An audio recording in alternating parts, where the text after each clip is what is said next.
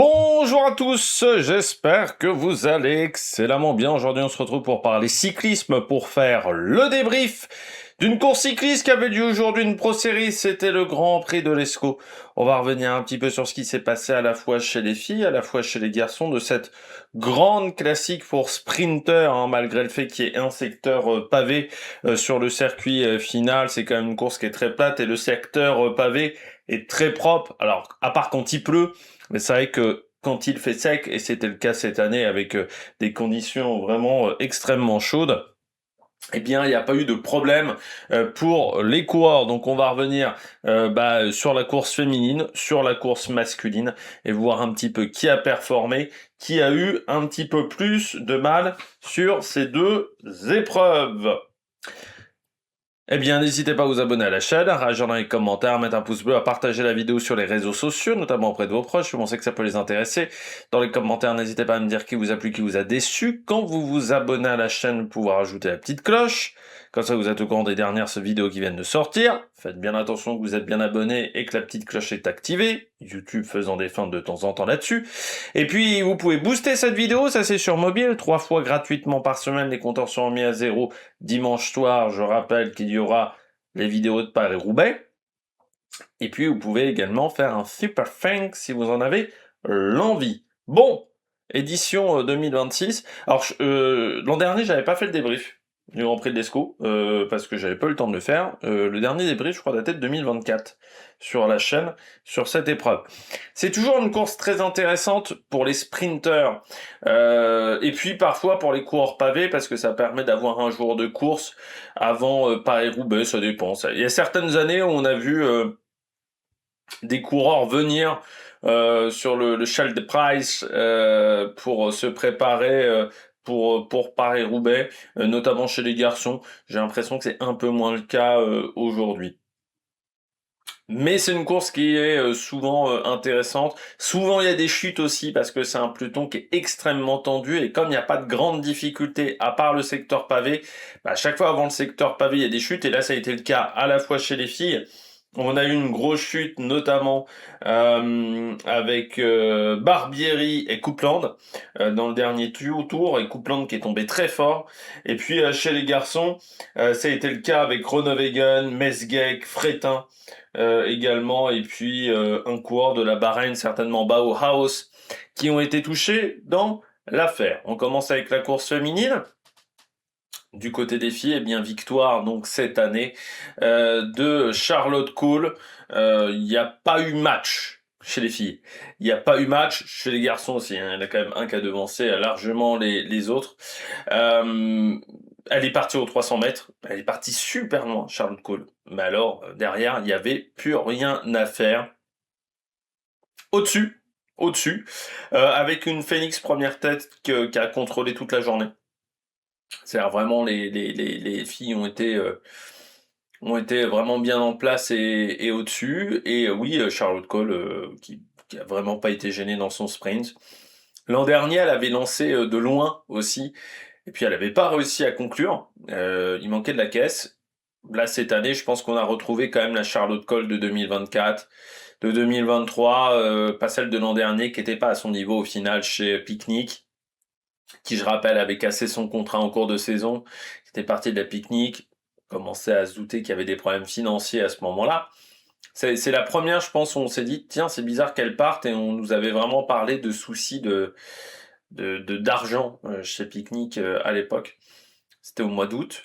Et puis, depuis la première partie de son contrat avec Phoenix, sur les 6 premiers mois, ça n'avait pas été exceptionnel, mais depuis le début de l'année, là, elle a vraiment retrouvé un très très bon niveau. Et puis, alors oui, il n'y avait pas Vibus, Vibus est au-dessus, mais là, sur le sprint, il est vraiment très intéressant. Il y a une belle marge quand même sur ses adversaires, alors qui n'était pas forcément très bien emmené aussi. C'est vrai que la Phoenix première tête n'a pas eu de problème de chute par rapport à d'autres filles qui ont été gênées ou qui ont perdu des équipières au moment de cette chute à 2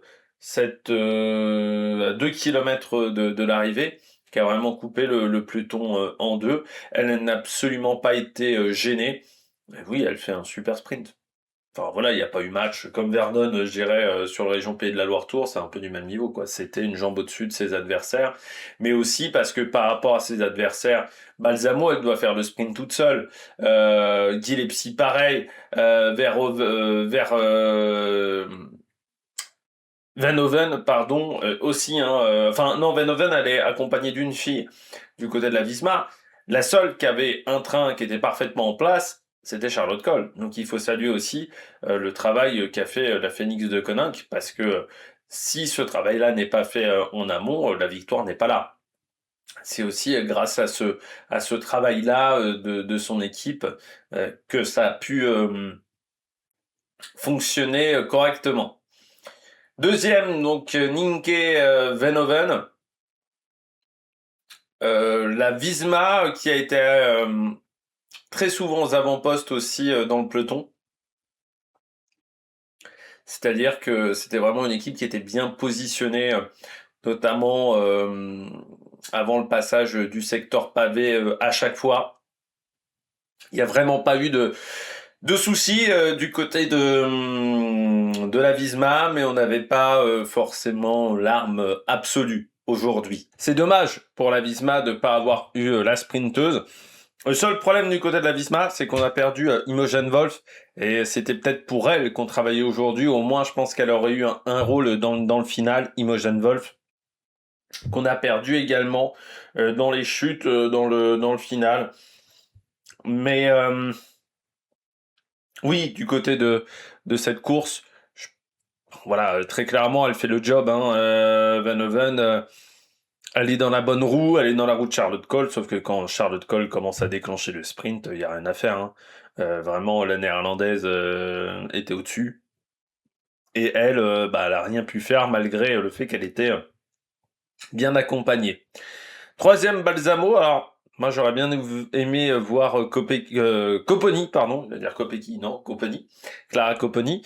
Mais elle n'a pas pris le départ ce matin. Malade, donc on a dû faire avec moins de filles au départ, déjà du côté de la Lidl Trek, et Balsamo, pour moi sur les sprints, elle est plus en capacité de rivaliser avec les meilleurs. Elle perd en plus un peu de monde au niveau de la chute, mais aujourd'hui sur ce type de sprint, elle n'arrive plus à rivaliser. C'est-à-dire que elle a un peu du mal maintenant dans cet exercice-là. L'an dernier, elle avait été intéressante sur les classiques flandriennes, mais pas véritablement au sprint. Et il y a 2 ans aussi, je pense qu'elle a vraiment perdu de cette capacité à sprinter. Alors quand il n'y a pas énormément d'opposition, ça marche encore. Mais dès qu'on a les Charlotte Cole, les Lorena Vibus, les Marianne Vos, elle est derrière. Et là encore aujourd'hui, quand tu vois le sprint, tu te dis, ça le fera pas pour Balsamo. Voilà, avant même le sprint, tu te dis, c'est dommage qu'il n'y ait pas eu Clara Copponi pour voir ce que ça aurait pu donner par rapport à Cole et Van Hoven, surtout que Copponi avait gagné la ronde de Moucron lundi, en faisant une belle démonstration sur ce sprint où il n'y avait pas forcément les grosses équipes au départ. Mais oui, là, du côté d'Elisa Balsamo, sur ce type de sprint, maintenant, c'est un peu plus compliqué de faire la différence. Il manque vraiment cette capacité-là à vraiment envoyer les watts quoi, sur les sprints du côté de l'italienne. Lara Gillespie, ouais, du côté de Lara Gillespie, il a manqué du monde hein, dans le final. Là, on a été gêné hein, par la chute du côté de l'Irlandaise. Donc, elle se retrouve seule en deuxième épaisseur. Alors, elle a bien frotté, hein, elle prend les bonnes décisions. Mais forcément, face à une Charlotte Cole qui était parfaitement emmenée face à Van Hoven, bon, bah déjà, tu sais que tu vas viser plutôt la troisième place. Elle se fait battre par Balsamo, c'est ça ma petite déception. Voilà. Pour moi, j'ai pas été très convaincu par le sprint de Balsamo, mais Gillespie normalement doit réussir à la battre. L'Irlandaise, après, voilà, le placement n'était pas exceptionnel. Donc ça a joué forcément en sa défaveur. Et puis Consoni, cinquième. Je suis pas sûr qu'on lui faisait complètement confiance à Consoni, hein, parce qu'il y a eu quand même beaucoup d'attaques des Canyons. On a tenté à plusieurs reprises d'accélérer, de faire la différence avec les SD Works qui ont été les animatrices de la journée. Mais oui, je suis pas si sûr que ça, que c'était la priorité aujourd'hui contre Sony. Donc on a fait beaucoup d'efforts, notamment dans le circuit final pour tenter de faire des cassures du côté de la Canyon SRAM. Bah forcément, les éléments qu'on a utilisés pour tenter de faire des cassures, c'est des éléments qui n'ont pas pu entourer Chiara Conconi, qui pour moi est une sprinteuse de train. Chiara Conconi qui a besoin d'avoir un train solide autour d'elle. Et là, bah, il en manquait quand même beaucoup, donc c'était un peu compliqué. Voilà, dommage, cette cinquième place devant Van Tigelhoff. C'est la bonne recrue quand même de la Laboral Kucha, Van Tigelhoff. Parce que c'était une fille qui était déjà intéressante chez Arkea. Chez Human Powered Health aussi. Parce que je crois que c'est là, moi, où je l'avais repéré, mais qui était très intéressante chez Arkea. Bon, Arkea, c'est fini, mais je pense que ça fait partie, voilà, des bonnes recrues et on le voit, notamment, bah, elle avait gagné sur le Tour du Salvador, mais elle a aussi fait huitième du Tour de Bruges, qui était déjà un sprint massif, voilà, sur une course qui est similaire en termes de format au Grand Prix de l'Escaut, avec un circuit où vous avez un secteur pavé simple plat à parcourir et une course qui était très très tendue. Mais oui, c'est une fille qui est dans le cyclisme quand même depuis pas mal de temps, hein, parce qu'elle était chez Lotto en 2018, mais qui a jamais été dans des super grosses structures, à part chez Human Powered Earth. Et là, chez Laboral Kucha, on sent qu'il y a de l'ambition chez Laboral Kucha. Quand vous voyez le nombre de points marqués par cette équipe sur la première partie de saison, il y a eu déjà de très très bons résultats pour la Laboral Kucha. Donc c'est vrai qu'on a envie, je pense, de marquer des gros points pour cette équipe de deuxième division. Et là, bah, elle a fait du bon boulot. Voilà. Et c'est vrai que Silvestri, qui était tombé à Milan-San Remo, qui s'était fait une fracture des côtes, cette chute impressionnante. Là, j'ai souvenir à Milan-San Remo qui était tombé vraiment à haute vitesse. C'est dommage parce qu'elle faisait un bon début de saison, hein, Silvestri, on voit notamment sur les courses de début de saison en Espagne, parce que je rappelle que la Laboral Cucha est quand même une équipe basque. C'est la version, on va dire, féminine de Euskaltel, mais qui s'en sort beaucoup mieux en termes de résultats. Et puis ensuite, on voit donc Lundmark, Gladys Verhulst, mais sur un sprint massif, maintenant c'est aussi un peu compliqué pour elle, devant Fiorin et Schweinberger. Bon, déception pour la SD Works, mais on n'avait que Martala, il n'y avait pas Vibus au départ. On savait que face à Colts, ça allait peut-être être léger. Donc ils ont beaucoup essayé d'attaque, d'accélération à de multiples endroits du côté de cette équipe. On a énormément attaqué, notamment avec Guarecci, mais aussi du côté de la SD Works, avec Marie Schreiber aussi à un moment, avec Geritze. Et à la fin, bah déjà il y avait plus grand monde autour de Marthalar et en plus bah Marthalar c'est bon voilà c'est pas forcément la meilleure sprinteuse donc il aurait fallu une Lorena Vibus. Après s'il y avait une Lorena Vibus on n'aurait peut-être pas eu cette course de mouvement qui a essayé d'instaurer la SD Works mais il aurait surtout fallu de la pluie. Avec cet effectif là ça aurait fonctionné sous la pluie sur le sec avec ce secteur pavé c'était trop simple. Sur le sec, le secteur pavé il est trop propre pour réussir à faire véritablement de gros écarts. Donc dommage pour la SD Works. On a beaucoup essayé.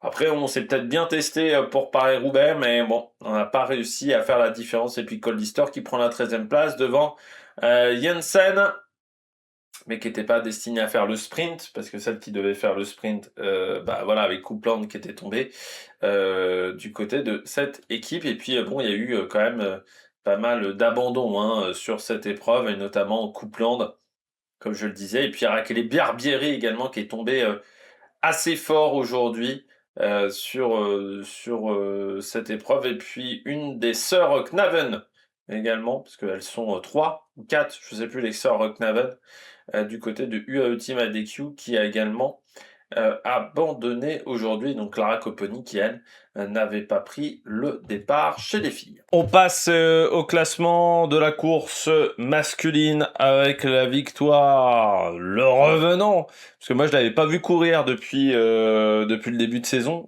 j'avais pas vu sa course précédente à Tim Merlier. Eh bien voilà, victoire de Tim Merlier et on a retrouvé, en fait il s'était pas perdu, hein, mais le Tim Merlier qui maîtrise à la perfection, hein, j'ai envie de dire, le boss est de retour, le boss du sprint avec Milan, mais pour moi le boss du sprint dans sa maîtrise. C'est-à-dire que là, à 1 kilomètre de l'arrivée, vous vous dites, il est pas super bien placé, il est loin, et puis il remonte tranquillement, il lance, quand il lance, personne n'arrive à suivre, parce qu'il se connaît parfaitement Tim Merlier, parce que c'est plus de 10 ans d'expérience dans le cyclisme, certes pas toujours dans des grosses équipes, mais parce qu'il se connaît parfaitement bien, Tim Merlier. Mais il est pas super bien entouré, parce que Van der Berge fait pas forcément un grand travail, il y a des chutes un peu à droite à gauche, mais tu le vois pas de la journée, il sort quand c'est le bon moment. Et c'est ça qui est fort avec Merlier, c'est cette capacité à sortir au bon moment. Moi, c'est toujours ça qui m'a impressionné. C'est avec Milan, il y a une puissance folle, il pourrait fracasser des vélos. Pour moi, Merlier, il y a une manière de faire. Je pense que des fois, c'est pas le plus fort, mais par contre, il est toujours juste dans sa manière de faire. Merlier, il se fait rarement avoir. L'an dernier, sur le Tour de France, les sprints qu'il peut pas faire, c'est des sprints où il y a des problèmes mécaniques, quoi. Mais c'est pas des sprints où c'est une erreur de sa part, c'est-à-dire où il se foire, il lance trop tôt, il lance trop tard. Non, non, il lance toujours parfaitement, et ça depuis quand même quelques années, où Merlier a cette maîtrise, a cette justesse, et je savais que ça marche parfaitement chez Soudal Quickstep. Et il a quand même un palmarès sur ce type d'épreuve-là. Maintenant, ça commence à être très solide, hein, de la part de Tim Merlier. Je sais même pas si dans son programme il y a Paris-Roubaix ou pas. Parce que Paris-Roubaix, n'a jamais été vraiment une réussite pour Tim Merlier, mais non, il sera sur le Tour de Hongrie. Parce que oui, il avait fait le Grand Prix Jean-Pierre Montserrat. Moi, j'avais pas vu la course au mois de mars. Donc ouais, c'est seulement son deuxième jour de course, puis il avait fini seulement 19e. Gros problème de genou, hein, pour Tim Merlier pendant l'intersaison. C'est pour ça qu'il reprend aussi tardivement, parce que voilà, il a eu un problème de genou assez important et sa reprise a été décalée, un peu comme Olaf Koy. C'était des mecs qui devaient reprendre normalement en février et puis qui n'ont pas récupéré à ce moment-là. Donc on a décalé leur reprise. Alors Olaf Koy, ça fait déjà plusieurs fois qu'on décale sa reprise. Je sais même plus si, parlant Olaf Koy, euh, il est prévu quand? Ouais, il n'y a toujours pas de jour de course de prévu avant le Tour de France. Mais du côté de Tim Merlier, euh, c'est vrai qu'on se dit, moi je me disais, est-ce qu'il va réussir à revenir à bloc?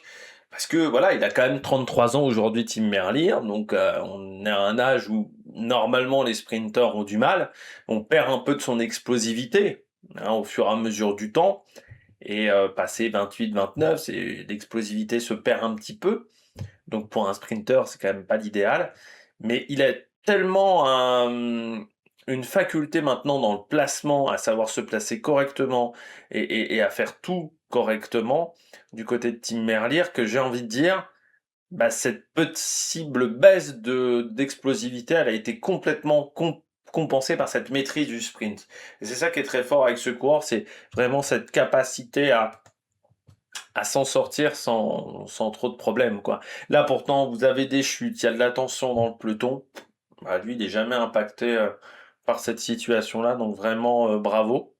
Devant Bittner, celle-là va faire du bien, la pique-nique, hein.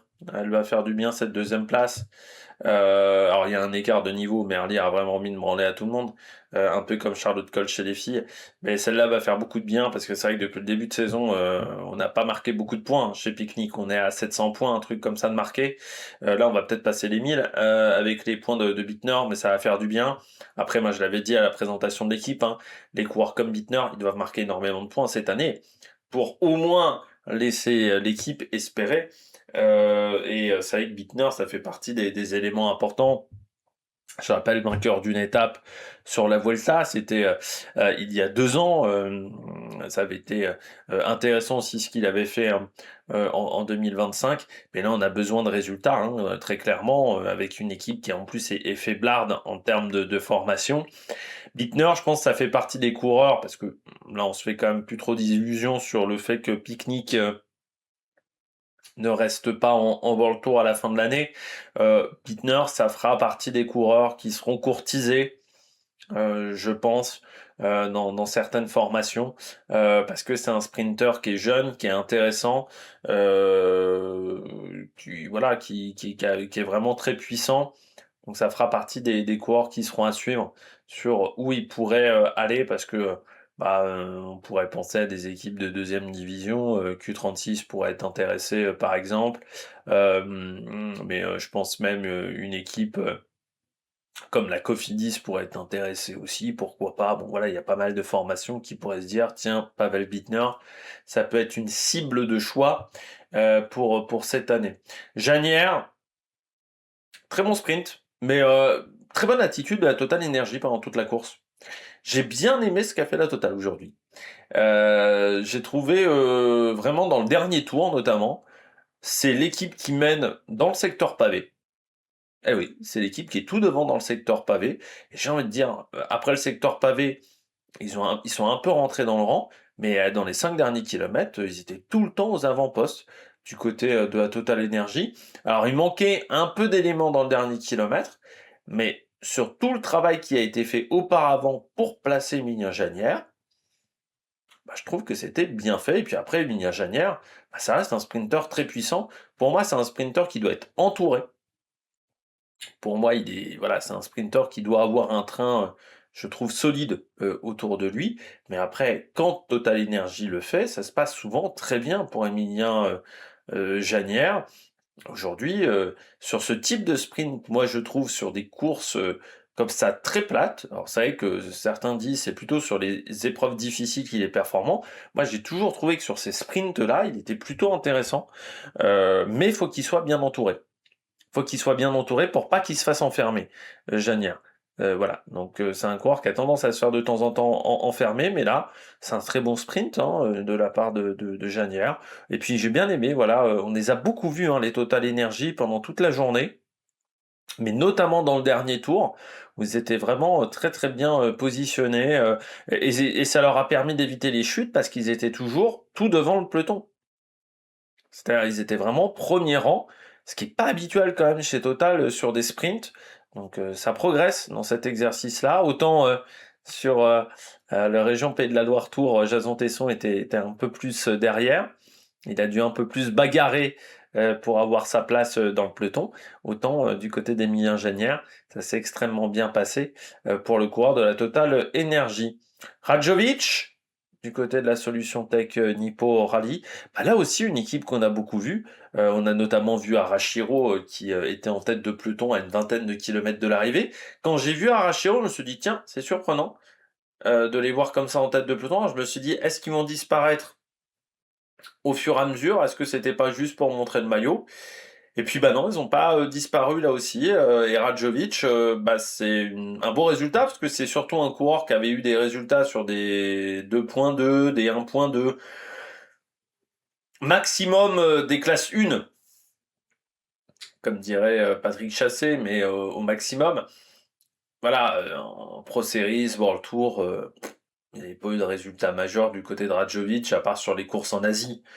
Mais sur les épreuves, voilà, avec de la densité au départ, Radjovic, quand il était notamment chez Bahreïn, c'était pas exceptionnel en termes de résultats. Son passage chez Bahreïn, après la Coratec, restera pas dans les annales.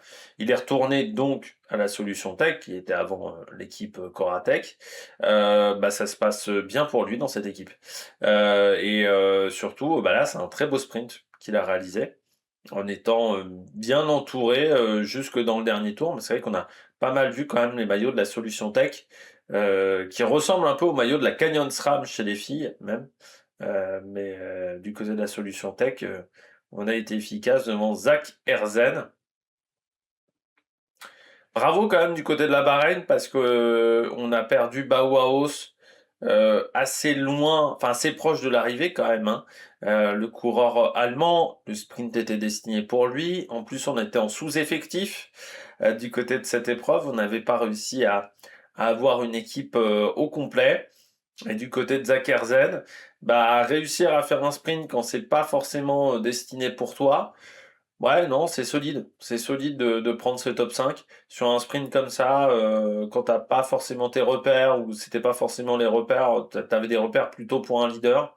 Réussir à tenir la cadence sur ce type d'exercice, non, c'est vraiment pas évident. Donc bravo à ce coureur-là devant Hugo Hofstetter.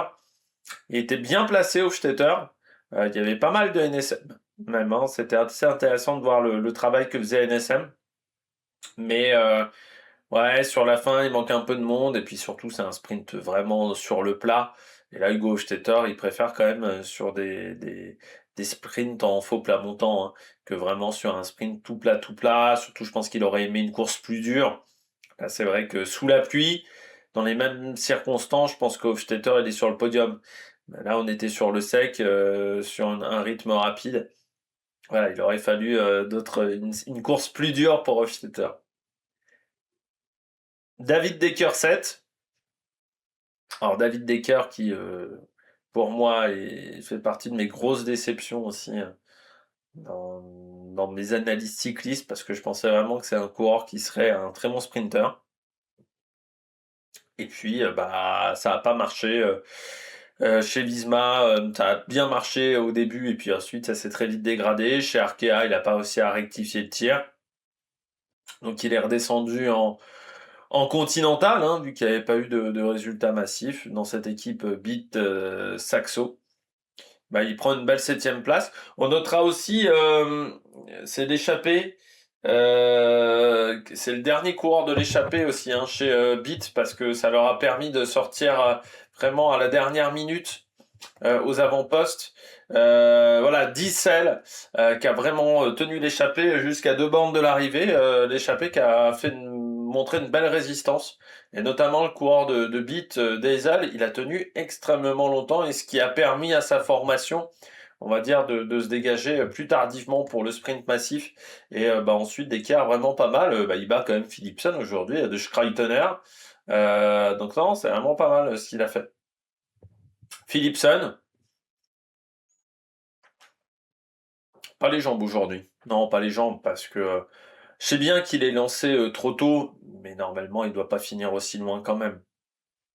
L'Alpecin première tech, très discrète pendant une grande partie de la journée, et puis ensuite, quand on est arrivé dans le circuit final, bah, ils se sont mis aux avant-postes, ils ont été très présents aux avant-postes. Donc, bon, de toute façon, on savait qu'il était au départ, Jasper Philipsen, on se disait, voilà, hein, il veut pas se faire piéger, ce qui est normal.